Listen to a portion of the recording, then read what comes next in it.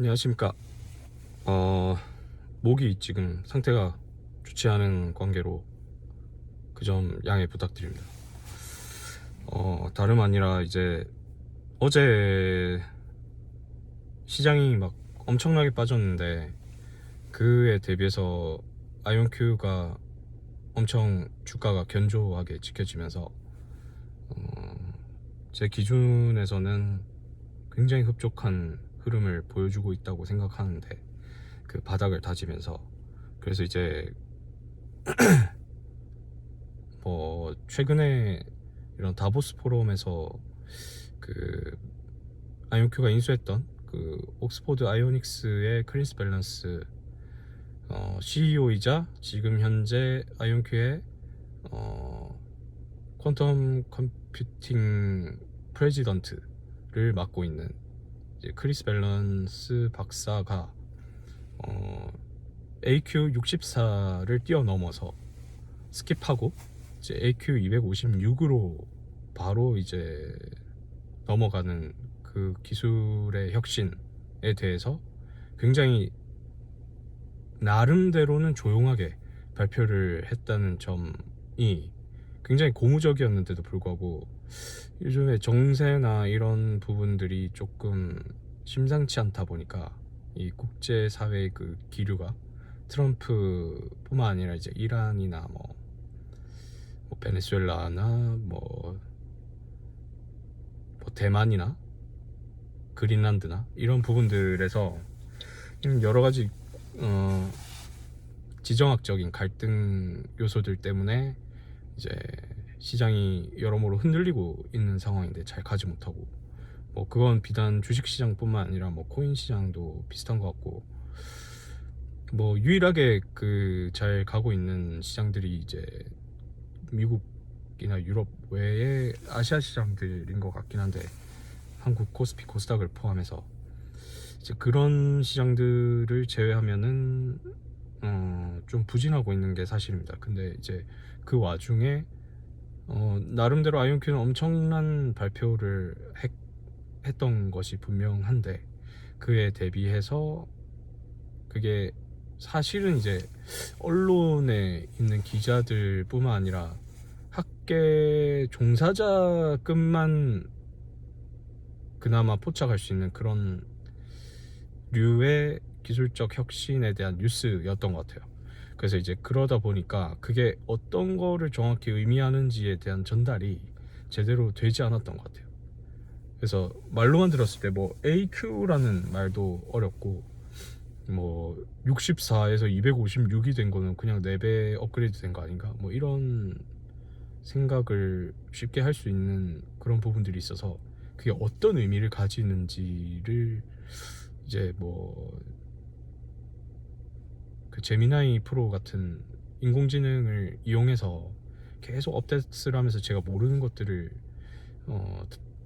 증문즉답으로 이제 알아내고 있는 상황인데, 이제 제가 파악하기로는 AQ64라고 하면은 제가 알기로는 알고리즘 큐비트를 얘기하는 거였던 것 같고, 뭐 틀릴 수도 있습니다. 제가 그냥 이렇게 그냥 막 원고도 없이 그냥 말로 막 하는 거기 때문에 틀릴 수 있다는 점을 양해를 부탁드리지만, 어쨌든 그 골자를 구성하고 있는 내용은 정확할 수 있기 때문에 그게 어떤 급의 뉘앙스인지를 정확하게 파악하는 게 저는 투자에 있어서 핵심이라고 생각하는데, 이제 그 측면에서 봤을 때 64, AQ64에서 256으로 간다는 거는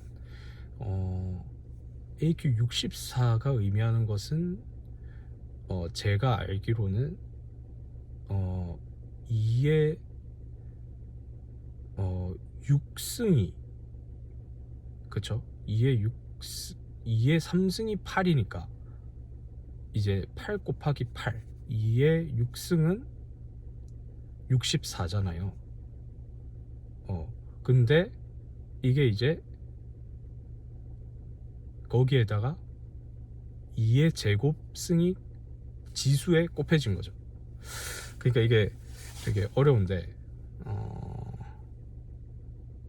결과적으로만 봤을 때 제가 그 인공지능에 물어보니까 이게 원래 AQ 64 정도면 그냥 괜찮은 슈퍼컴퓨터 정도의 그 다룰 수 있는 연산의 경우의 수 단위를 의미한다 라고 하더라고요. 근데 이제 AQ 256이 되면은 그게 기하급수적으로 폭증하는 걸로, 경우의 수가, 다룰 수 있는 경우의 수가 폭증하면서 이 다룰 수 있는 경우의 수의 모든 가짓수가 우주에 있는 전체 원자수보다 더 많아지거나 아니면 그에 필적하는 수준이 되기 때문에 이것은 그야말로 이제 클래식 컴퓨터가 할 수 없는 영역의 그 상업적 양자 우위를 가지는 양자 컴퓨터의 양산 가능한 양자 컴퓨터의 등장을 의미한다 라고 하더라고요. 이제 그런 거면 원래 사실은 이제 아이온큐가 뭐 지금 니콜로 데마시가 막 홍보를 하는 내용들을 보면 여러 군데 매체에 나와서 어떻게든 그 홍보를 해제끼려고 하는데, 그게 이제 양자 플랫폼 기업으로서의 그냥 풀스택 컴퍼니다라는 거를 강조를 하고 있는데, 진정한 풀스택이 되려면 모든 영역에서 앞서 나가야 됩니다. 엔비디아처럼. 근데 이제 그게 과연 될 수 있느냐에서 일단은 본업에 그 해당됐던 그 양자 컴퓨팅 하드웨어 생산에서의 그 기술력이 좀 침체돼 있었어요. 왜냐하면 그 아이온큐는 이제 크리스 먼로 박사의 그런 학문적인 기반 하에서 개발이 진행되고 있었고, 크리스 먼로 박사의 그 학문적 기반의 핵심은 뭐냐면, 물론 트랩드 아이온이라고 그 전자를 이제 이온을 가둬가지고 걔를 이용해서 상온에서 그 초전도체는 이제 냉장고 같은 절대 영도가 필요한 외부 조건들이 꼭 있어야 되는데, 그런 것들로부터 자유로운 상온에서 오로지 그 레이저로 제어를 이온들을 제어를 해서 그 안정성과 정확도를 기반으로 양산을 해낸다, 이게 핵심이었는데, 사실은 이 레이저가 굉장히 그 양산에는 적합하지 않은 그런 물리적인 한계와 어떤 학문적인 한계를 가지고 있었던 것 같더라고요. 그게 그 게이트 충실도라고 하는 그런 정확도를 레이저로는 구현해내기가 뭐 속도나 뭐 안정성이나 양산 가능성이나 물리적인 한계, 이 모든 측면에서 한계가 있었는데, 이 영국의 가장 뛰어난 또 다른 이온 트랩 방식의 구동 방식을 가지고 있는 양자 컴퓨팅 방식을 연구하는 연구자 혹은 이 기업 중에서 가장 뛰어난 옥스포드 아이오닉스의 크리스 밸런스 이 박사의 그 제어 방식은 달랐던 거죠. 이게 뭐 EQC라고 알고 있는데, 이게 이제 전자 구동 방식이라고 하더라고요. 그래서 이제 이게 저도 정확하게 이해를 하기 위해서 여러 가지 예시를 들어달라고 해서 물어봤는데, 사실은 이게 그냥 반도체 칩 양산 방식을 그대로 양자 컴퓨팅에 적용할 수 있는 그런 말도 안 되는 혁신이었더라고요. 그래서 이게 정확하게는 이 조그마한 칩, 더 원래 아이온큐의 칩도 뭐 요 정도라고 본다면, 실제로 보신 분이 그리고 만지신 분도 뭐 가을바람님 같은 경우는 있으셨는지 모르겠지만 있으셨던 것 같은데, 사실은 더 조그마한 정말 우리가 쓰는 반도체 칩 정도의 수준에서 그 밑에 들어가는 그 집적 회로라고 하나요? 그런 부분들 판때기에다가 이런 전자적 어떤 상호작용이라고 하는 그 신호를 이렇게 제어를 함으로써 그 기판에 이런 제어 장치들을 그 칩 안에 그냥 설계를 함으로써 전자기 제어 방식을 통해서만으로도 얘가 그 수많은 그 부가적인 것들이 필요한 레이저 방식이 아닌 굉장히 심플한 방식, 그리고 기존에 행해지던 류의 비슷한 방식을 구현을 할 수 있게 된 거죠. 그래서 사실은 크리스 먼로 박사도 원래는 굉장히 크리스 밸런스 박사의 이런 학문적인 성취와 이런 상업적인 그 발전 가능성을 굉장히 높게 평가를 하고 있었고, 그래서 이제 크리스 먼로 박사가 CEO가 CEO 공동 창립자였죠. 이 분이 판단을 했던 것 같아요. 이거 더 이상 우리 방식으로는 이 이온 트랩 방식에서는 양산하기가 힘들다. 우리는 세계 최고가 아니다. 그렇기 때문에 옥스포드 아이오닉스를 100% 인수를 해서 그 크리스 밸런스를 양자 컴퓨팅 프레지던트로 앉히고, 이 사람이 주도하게끔 해야만 우리에게는 양자 컴퓨팅 하드웨어에서의 압도적인 우위를 가져 나갈 수 있다. 그렇게 보신 것 같아요. 근데 이 측면에서 그러면 크리스 먼로 박사가 의미가 없느냐, 그런 연구가? 그게 아닙니다. 그 분은 트랩드 아이온을 이라는 그 방식과 양자 컴퓨팅을 완벽하게 이렇게 연결시켜준 그 설계자에 해당된다고 하더라고요.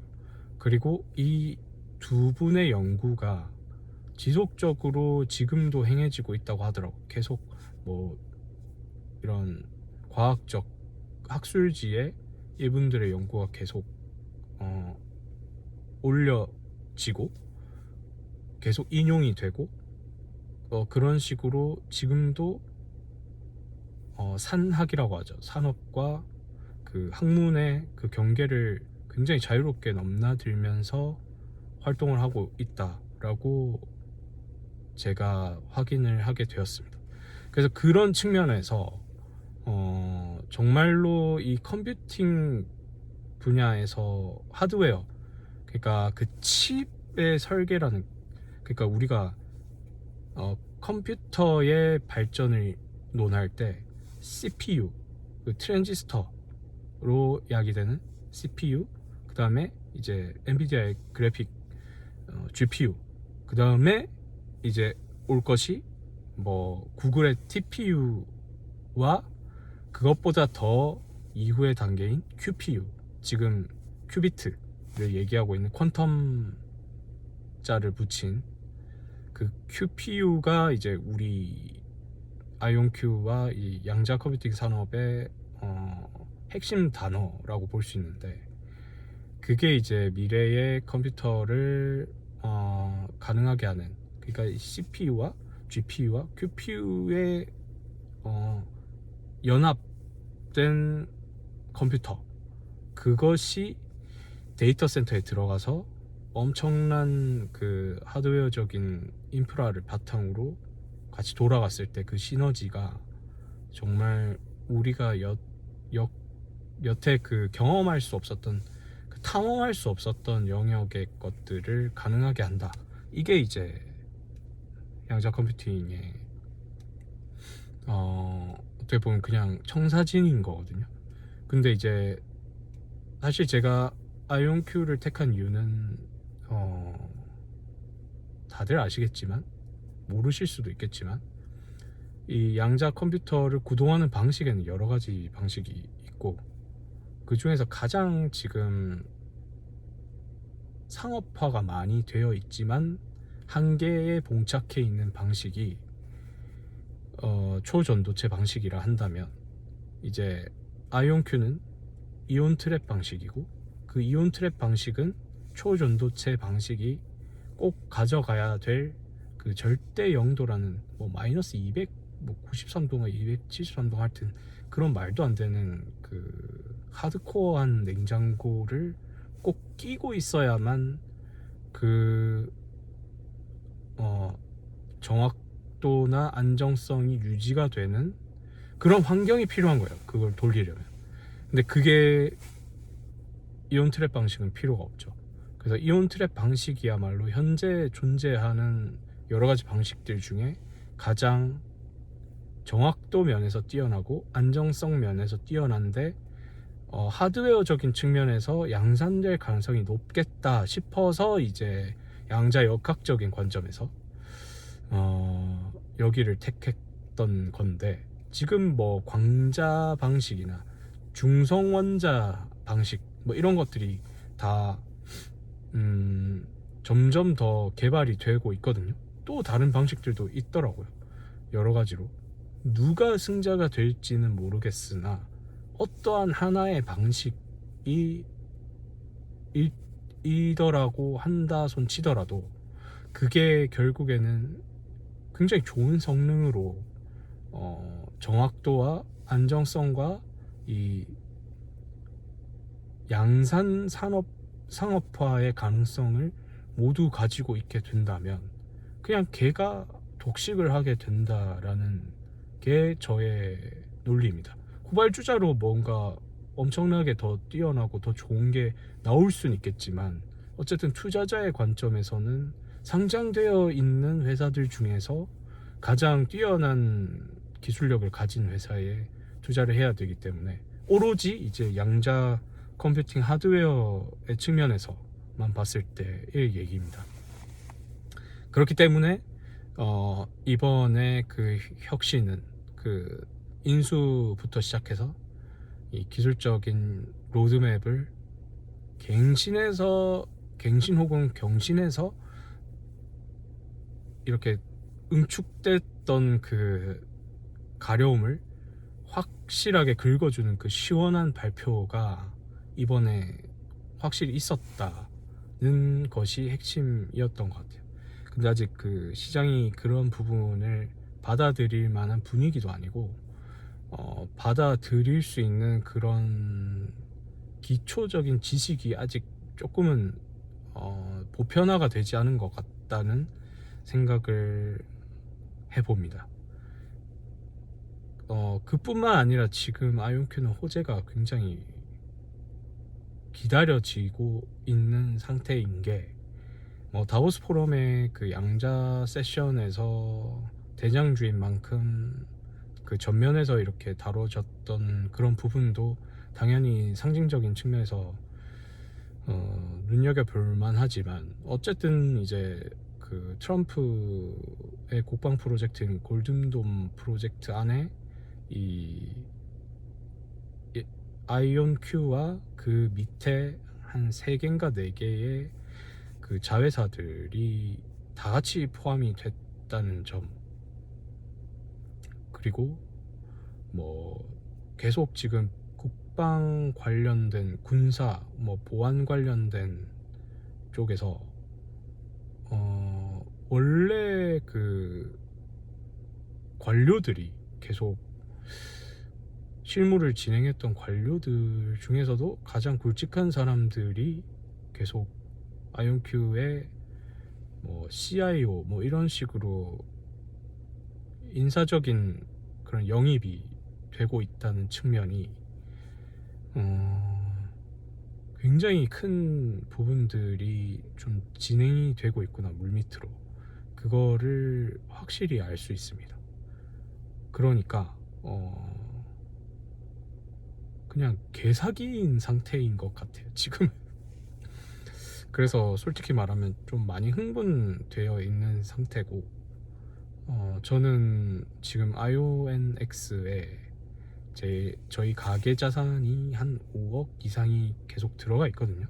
그냥 뭐 세금 때문에 이제 손절을 엄청나게 때려놓고, 제가 이제 네이버 프리미엄 컨텐츠에는 제 이런 매매 동향과 제 자산의 현황을 계속 업데이트를 해 나가고 있지만, 거기서 보시면 되지만, 어쨌든 저는 이제 속슬도 많이 올라서 저희 가게 총 자산이 많이 늘었어요, 몇 억씩이나.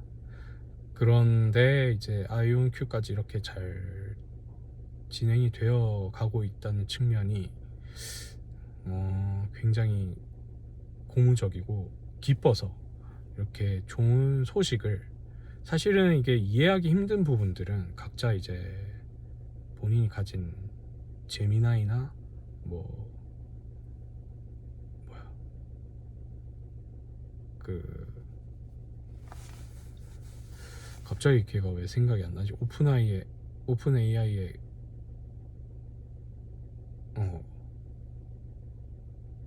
걔 너무 좀 이제 구려가지고 제가 안 쓰다 보니까 갑자기 고유명사가 기억이 안 나는데, 나이가 좀 먹어서 그런가.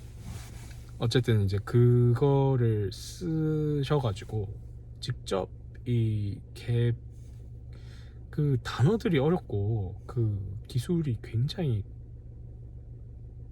그냥 양자역학이잖아요. 그 과학적인 부분을 이제 우리 같은 양민들이 어떻게 알겠습니까? 그러니까 그런 거를 좀 변태같이 하나하나 직접 찾아봐야 돼. 그게 무슨 의미를 가지고 있고, 이게 그러면 타사 대비는 또 어떻고, 이게 원래 그 전에는 어떤 한계가 있었고, 뭐 그런 것들을, 그러면 이게 수치적으로나 내가 알 수 있게끔 좀 알아듣게 설명을 해봐, 뭐 이런 식으로 다그쳐도 다 설명을 해주거든요. 우리가 거의 뭐 초딩 수준의 그런 과학 지식을 갖고 있을 거 아니에요. 저희가 아무리 뭐 공부를 뭐 잘 했다 하더라도 이전에, 지금은 뭐 똑같은 베이스일 거 아닙니까?